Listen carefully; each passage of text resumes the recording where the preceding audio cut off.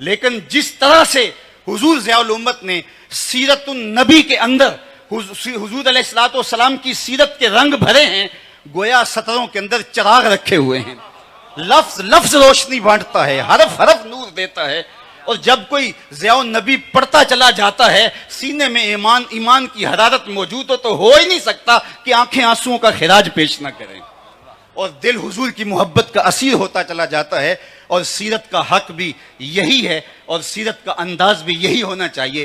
تو انہوں نے اس امت کے علاج کو دریافت کیا کہ یہ امت حضور کی ذات سے جب دور ہوگی تو یہ امت نہیں بن سکے گی۔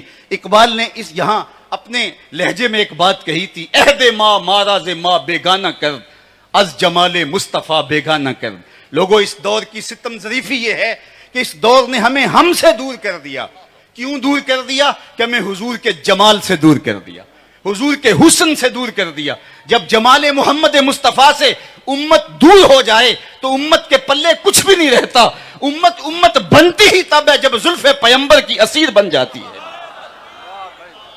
حضور کی قربت امت کو امت بناتی ہے۔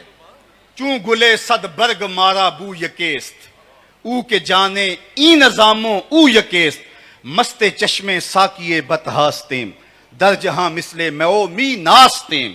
ہم حضور علیہ السلام کے دم سے میری اور آپ کی قربت کا کیا سبب ہے؟ عالی مرتبت علماء کرام، ہمارے سیاسی زعماء اور جتنے لوگ بیٹھے ہیں، آپ ان سے پیار کرتے ہیں، یہ محبت کا ربط کس بنیاد پہ قائم ہوا؟ وہ کون سی چیز ہے جس نے ہمیں باہم جوڑ دیا؟ تو میرے استاد جھوم کے پڑھا کرتے تھے، محمد کی وساطت سے محبت تیری میری ہے، محبت اصل ہے ان کی، نہ تیری ہے نہ میری ہے۔ تو یہ وہ سریش ہے جو جوڑ دیتی ہے اور امت کو امت بناتی ہے۔ اور دشمن نے یہی کوشش کی کہ کسی طرح سے حضور کی ذات سے دور کر دیا جائے۔ عہد ماں ماراز ماں بیگانہ کر، از جمال مصطفیٰ بیگانہ کر۔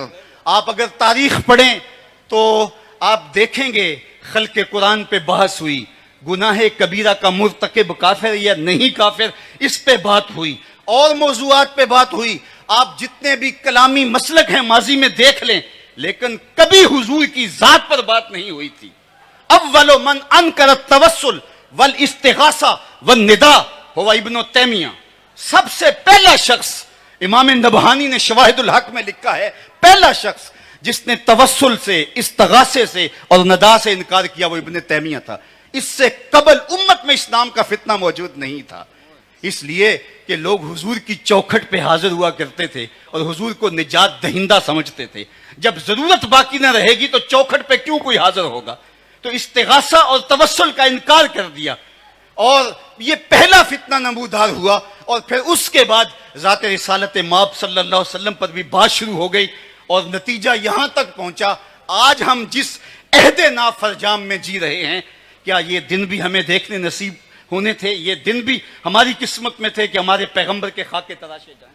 یہ گھڑیاں بھی ہمارے مقدر میں لکھی ہوئی تھیں، یہ لمحے بھی آنے تھے؟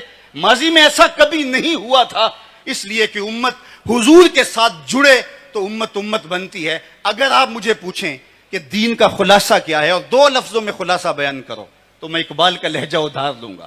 اقبال نے کہا تھا، دین سراپا سوختن اندر طلب، دین سراپا سوختن اندر طلب، انتہائش عشق آغازش ادب۔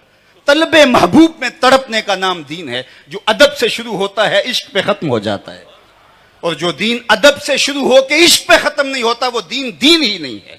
عشق ہی ابتدائے ذات، عشق ہی انتہائے ذات، عشق نہ ہو تو شرح و دین بت کدا تصورات، کچھ باقی نہیں بچتا۔